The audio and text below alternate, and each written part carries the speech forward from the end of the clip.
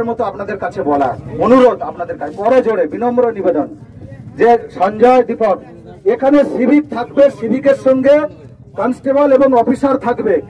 দায়িত্ব নিয়ে বলছি, এখানে কোনো অফিসার জেনুইন কারণ ছাড়া কোন সিভিক এখানে গাড়ি থামাবে না। শুধু ট্রাফিক দেখাতে দাঁড়াও তোমরা একটু, এদিকে গাড়ি চলে যাবে, সেইটুকু থামানো ছাড়া কোন সিভিক এখানে হচ্ছে কোনো গাড়ি ধরবে না। কারণ সিভিকের গাড়ি পেপার দেখার কোনো রাইট নেই।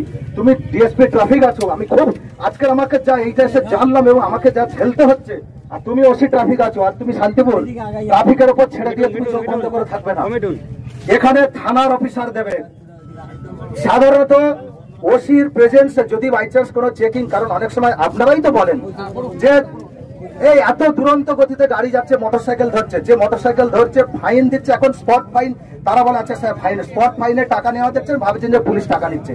জেনুইন বলছি যে অভিযোগ পুরোটাই যে অমূলক তা নয়, যে বদমাশ সব জায়গায় আছে। তো যে পুলিশ যেটা যদি করে থাকে সেটা আমরা সমর্থন করি, আমি তো করিই না। আমাদের জেলার এখন এই রকম স্ট্র্যাটেজি আছে।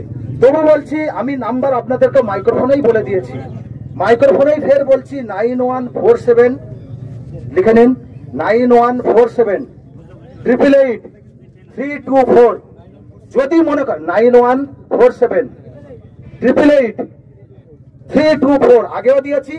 আমি অ্যাডিশনাল এসপি লালটু হালদার, এখানে আবার এসডিপিও ছিলাম।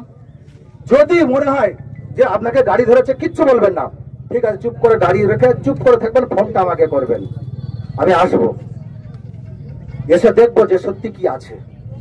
যদি হয় আমি দায়িত্ব নেব যে ওই স্পটে আপনাদের সামনেই আপনারা দেখবেন। আর কোন সিভিক এখানে গাড়ি ধরবে না, গাড়ি চেক করারও কোনো অথরিটি সিভিকের নেই। এই সিভিকের জন্য আমাদের সব জায়গায় আমাদের এইরকম শুনতে হচ্ছে।